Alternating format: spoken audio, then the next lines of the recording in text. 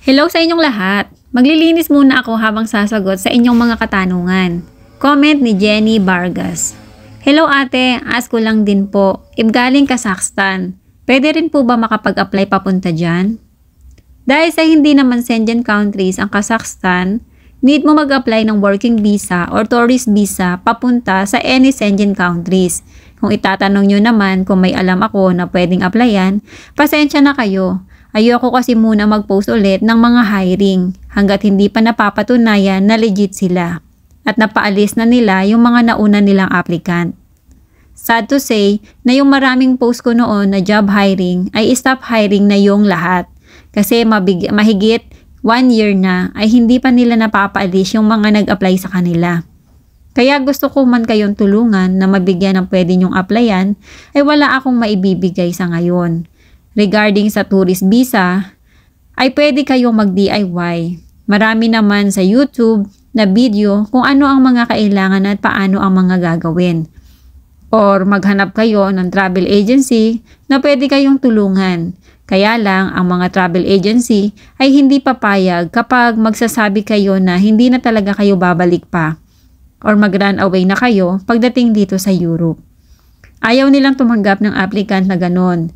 Kasi masisira ang name ng agency nila at mahihirapan na silang makapagpa-approve ng visa sa embassy kapag nagkaroon sila ng mga clients na nag-run away.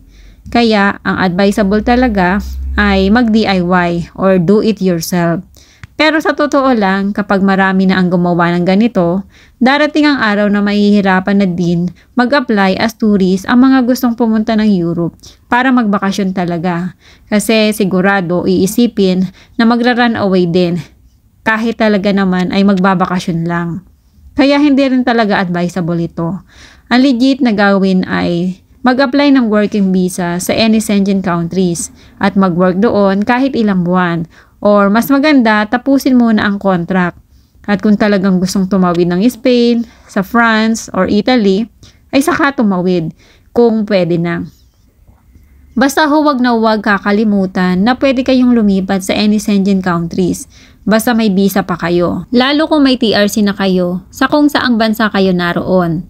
Alam nyo ba na mas maganda pagtatawid kayo dito sa Spain ay may TRC na kayo. Para kung hindi nyo magustuhan ng Spain, ay pwede pa kayong lumipat sa ibang bansa or bumalik kung saan kayong bansa galing hanggat valid pa ang TRC nyo doon. Kasi kung wala na kayong visa at wala din kayong TRC, kung ayaw nyo dito sa Spain dahil sa halimbawa wala kayong mahanap na trabaho, wala na kayong choice. At yung iba, uuwi na lang ng Pinas. Sayang kasi ang opportunity na meron na kayo. Mahirap din kasi makapunta ng Europe dahil sa dami ng nangangarap ay isa ka sa nakarating tapos uuwi ka lang pala na talunan. Kaya sana pag-isipan niyong mabuti ang bawat desisyon na gagawin nyo. Good luck sa inyong lahat at nawa marami tayong mga kababayan ang makarating dito sa Europe ngayon 2025. Maraming salamat sa inyong suporta.